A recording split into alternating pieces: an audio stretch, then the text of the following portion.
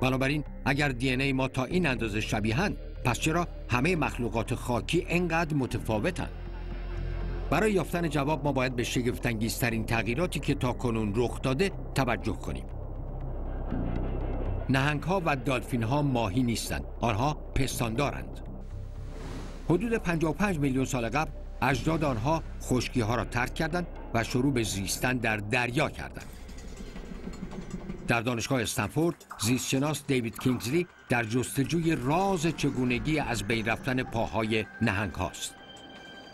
If you look at a whale, they're streamlined, they're able to swim at high speeds in the ocean. The streamline has been achieved by the loss of what would normally be a hind limb structure. اجداد نهنگ ها پاهای جلویشان را به باله ها تغییر دادند. اما چگونه اندام پشتی خود را کاملا از دست دادند؟ چه تغییری در دی ان ای باعث بروز این اتفاق شده است؟ جواب این مسئله بزرگ به یکی از کوچکترین حیوانات روی این کره خاکی باز می‌گردد. ماهی آبنوس که دو شکل متفاوت دارد. بعضی از آنها یک عضو پشتی دارند که این خود یک دلیل مناسب است. در این فیلم نادر یک ماهی قزلالا سعی در بلعیدن یک ماهی آبنوس دارد، اما اندام پشتی ماهی آبنوس پهن‌تر است که قابل بلعیدن نیست و ماهی فرار می‌کند. در دریاچه‌هایی که ماهی قزلالا وجود ندارد، بعضی ماهی‌های آبنوس اندام پشتی خود را از دست دادند و این موضوع سرنخی به دست می‌دهد که چگونه نهنگ پاهای خود را از دست داده.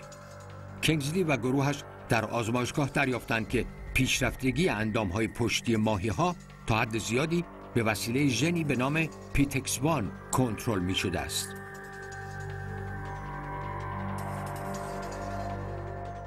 It's only a single gene itself, but it's a white collar gene.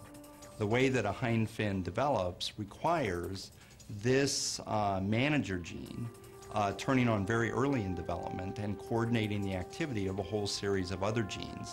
ماهی‌های دارای اندام پشتی و ماهی‌های فاقد اندام پشتی هر دو ژن پیتکس1 را دارند.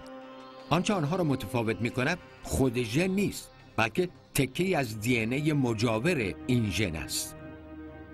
در ماهی‌های آبنوس دارای اندام پشتی یک تکه از دی ان ای که کلید تنظیم نامیده می‌شود به تحریکات شیمیایی پاسخ می‌دهد و ژن پیتکس1 را به کار می‌اندازد و اندام پشتی شروع به رشد می‌کند.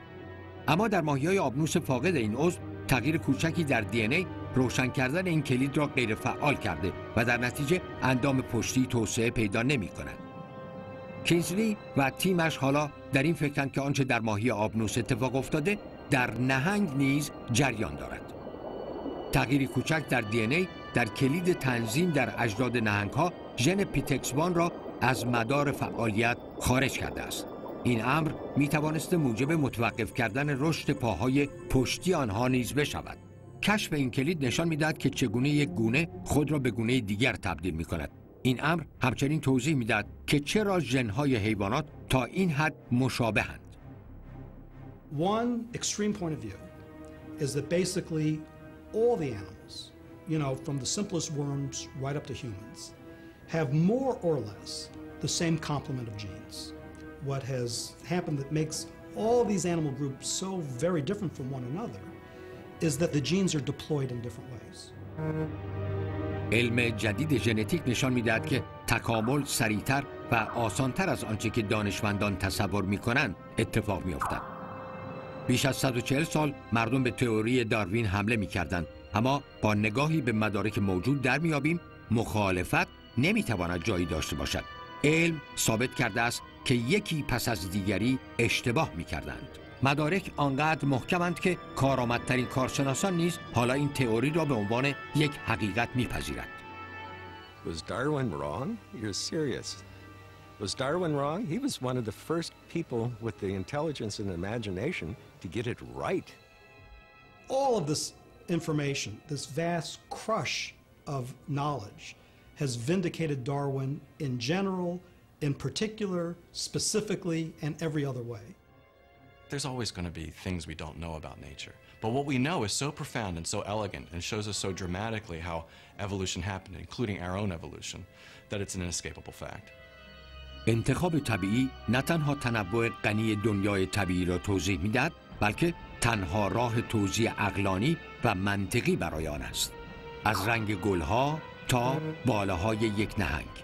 از یک بود تنوع و فراوانی حیات خیره کننده است. به نظر می آید این امر تقریباً شبیه یک معجزه است. اما معجزه واقعی همان قانون‌های طبیعی ساده است که می‌تواند موجب این چنین دنیای متنوع و خارق‌العاده‌ای شود و یکی از مخلوقات طبیعت مغز آدمی است که قادر به فهم این حقیقت علمی ساده است که ما چگونه آمده ایم تا در این دنیا به حیات ادامه دهیم.